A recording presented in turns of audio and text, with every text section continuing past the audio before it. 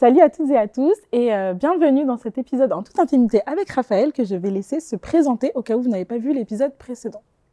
Raphaël ou Sweetberry sur les internets. Je suis vidéaste, streameuse et aussi coprésidente de l'association Les Internets qui valorise les femmes et les personnes non-binaires créatrices et créatrices de vidéos sur internet. En dehors du coup de ton métier et de toutes tes activités, comment tu te définirais? Qui es-tu? Alors, réponse étrange à venir. Je suis un terreau. Voilà, je suis de la Terre. En fait, en gros, j'apprends en fait à devenir qui je suis, on va dire, à surtout le sortir à l'extérieur. Donc je mature comme la Terre. Et en même temps, ce que j'aime, c'est permettre aux autres de grandir eux aussi. Donc j'aime rencontrer des gens pour moi-même les aider à être qui ils sont, à ne pas avoir peur de qui ils sont, ne pas croire qu'ils sont anormaux, parce pour moi, il y a vraiment ce truc de la norme qui revient souvent chez moi. Pour moi, la norme n'existe pas et on est tous différents et il faut montrer cette différence. Donc voilà, je suis un terreau où tout le monde pourrait pousser. C'est top. Ok. Donc du coup, maintenant que tu nous as parlé un peu de toi, est-ce que tu peux nous parler un peu plus spécifiquement des internets, puisque l'épisode du talk show auquel tu as assisté, tu as participé, c'était justement sur la place des femmes dans les médias, et du coup, tu as décidé de vraiment investir ce sujet-là avec les internets. Est-ce que tu peux nous en parler un petit peu plus?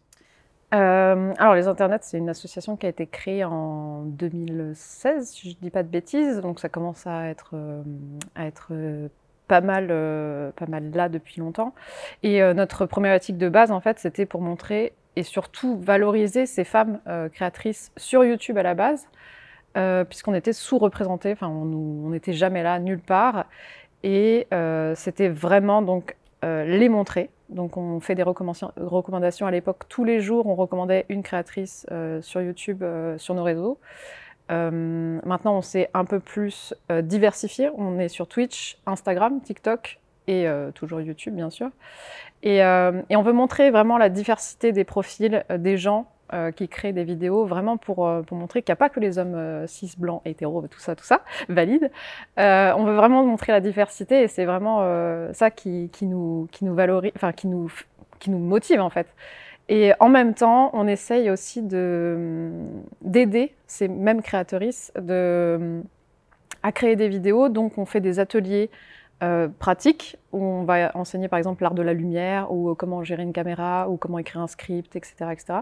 Et aussi interviewer des gens qui ont déjà une communauté, qui sont déjà installés pour parler du parcours, pour donner des conseils, des pistes, des choses à ne pas faire ou à faire et donner la motivation ensuite aux autres de continuer. Et en essayant de montrer le positif aussi, parce qu'on est souvent, malheureusement, les femmes sont souvent interrogées sur le cyberharcèlement, les commentaires, la haine et tout ça. On veut montrer que c'est pas que ça non plus le travail de créateur. Bien sûr, c'est clair. Toi, du coup, à titre très personnel, qu'est-ce que ça t'a apporté d'être dans les internets?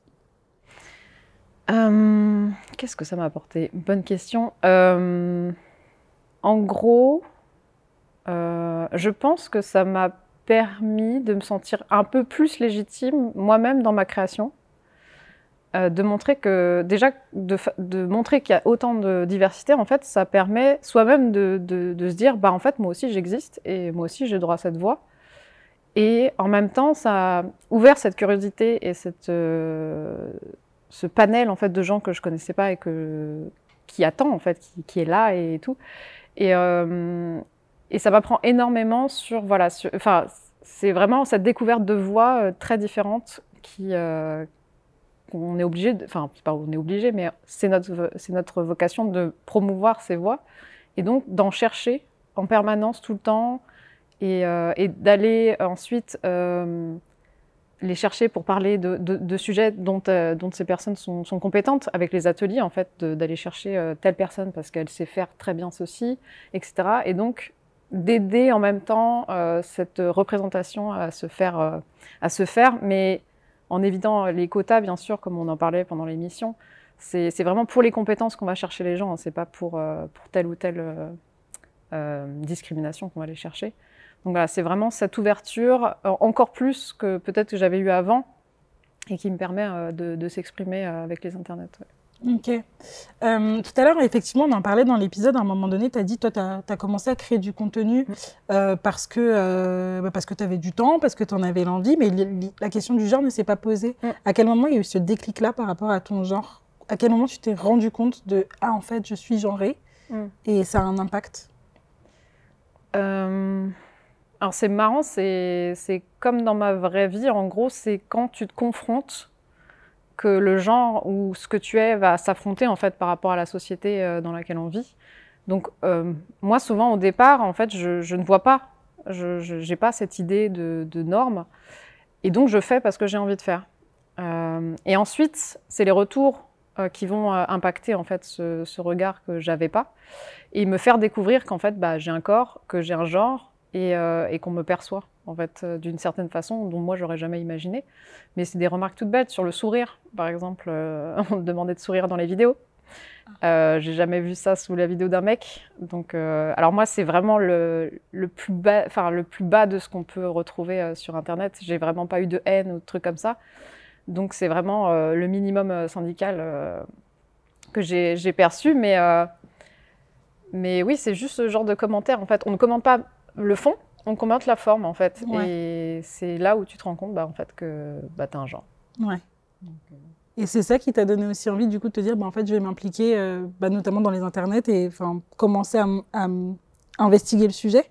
En fait, comme moi, j'avais vécu très peu, en fait, le fait de m'intéresser aux autres, c'est de découvrir, en fait, la face cachée de l'iceberg et de découvrir qu'en fait, et de montrer aussi que c'est pas juste une meuf qu'on va qualifier et qu'on va insulter, etc. dans les commentaires. Non, c'est tout le monde. Toutes les meufs vont prendre pour les mêmes justifications juste parce qu'elles sont meufs. Et ça, c'est un peu triste de se rendre compte de ça parce que, enfin, c'est tellement, elles ont tellement de talent, etc., que se focaliser juste parce qu'elles sont une meuf, donc on va se permettre de juger leurs yeux, leurs seins, leur façon de parler, parce qu'il y a vraiment une créatrice qui ne prend des commentaires que sur sa voix, alors que moi, je trouve qu'elle a une voix extraordinaire, mais voilà, c'est juste sur les gens s'arrêtent au physique. Forme, voilà, c'est ça. Sur le physique au lieu de parler du fond.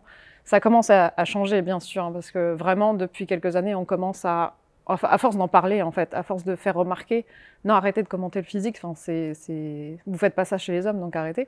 Ça commence à changer, donc ça fait plaisir. Ouais. Déjà, si tu pouvais parler à la Raphaël qui a 16 ans, qu'est-ce que tu lui dirais? Waouh.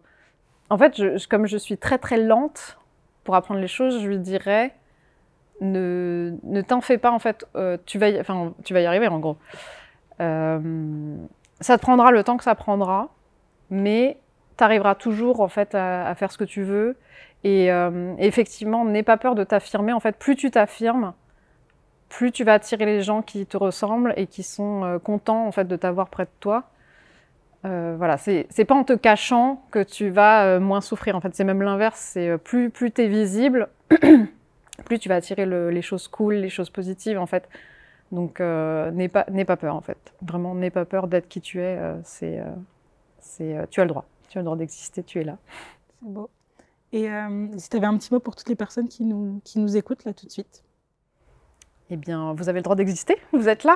Vous avez le droit à votre voix. Qui vous êtes, d'ailleurs. Il n'y a pas de norme. Ça n'existe pas. La norme, elle a été créée par des hommes blancs, cis, dans leur bureau pour fournir, par exemple, des films. En fait, on se réfère tout le temps à la norme, mais je pense que c'est les films en fait, qui ont normé tout ça. Donc c'est vraiment une minorité de gens qui ont pris le pouvoir sur l'ensemble de l'humanité. Et il faut abroger ça et juste être curieux des autres pour découvrir qu'en fait, on est hyper semblables en fait. On a tous les mêmes problèmes, on a tous les mêmes difficultés. On a des fois des réussites qui peuvent parler aux autres, des échecs qui peuvent parler aux autres. Enfin, donc vraiment... parlez le plus souvent, exprimez-vous, vous parlerez toujours à quelqu'un de toute façon. C'est top. Voilà. Merci beaucoup Raphaël. Merci à toi. Et je vous dis à toutes et à tous à très vite pour un prochain épisode.